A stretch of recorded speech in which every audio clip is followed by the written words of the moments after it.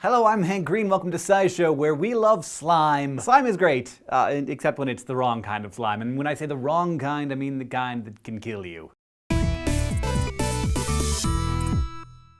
Biofilm, also sometimes referred to as slime, is a type of bacterial colony that produces a sticky organic glue which anchors the microorganisms to whatever surface they fancy and also to each other, making them exponentially better/worse than they would otherwise be. It's also the latest addition to my list of things I wish I didn't have to worry about. We tend to think of bacteria as freewheeling loners making their way through the world all by themselves, and sometimes they are that way.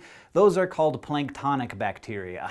But scientists are beginning to realize that bacteria actually spend most of their lives as biofilm, which makes them way better at doing what they do, whether it's helping us digest food or killing us with cholera. Just as living in towns and cities makes us more effective as a species, bacteria living together as biofilm allows them to divvy up labor, protect each other, and share food, and that frees up more time and resources to do the stuff like digesting and the killing. Their secret is the slimy goo that many bacteria secrete, made up mostly of complex sugars called polysaccharides, along with some proteins to form this sort of infrastructure of these bacterial towns.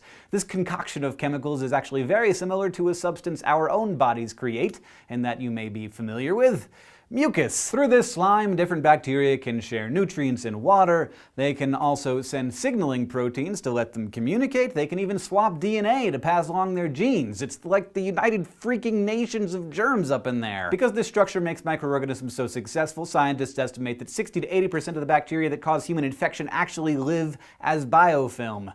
And because the only thing they need to start a colony is water, they pretty much form in every environment on Earth, from super hot springs to the inside of your mouth. In fact, if you rub your tongue along your teeth right now, you can probably feel, maybe even taste, the most widely known form of biofilm, plaque, which is actually a biofilm that contains up to 500 different species of bacteria and is the #1 cause of periodontal disease. Other biofilms are responsible for even gnarlier infections like cystic fibrosis, Legionnaire's disease, and all kinds of chronic ear, sinus, and skin infections. To make matters worse, their thick, slimy matrix often makes biofilms antibiotic resistant. One study found that bacteria in biofilm were 1,000 times more resistant to antibiotics than the same bacteria were when they were on their own. But the real insidious part is that biofilms periodically shed their individual bacteria, which then go off and start their own infections.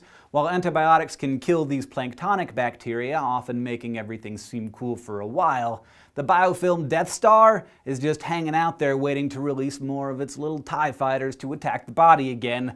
As a result, biofilm-infected tissue sometimes has to be removed surgically. They're that tenacious. So I know it's gross, and also it's scary. So what are scientists doing to protect me and also you, but more importantly me, from biofilms? Well, for now, scientists are finding out more about them and how they work so that they can develop drugs that can break down the slime in order to help the antibiotics work at the bacteria within the film. And what are we doing here at SciShow? Well, just know that we made a conscious decision to not show you any actual images or footage of biofilms in the human body, so be thankful for that, and have a good day. And if you want to keep getting smarter with us here at SciShow, you can go to youtube.com/SciShow and subscribe.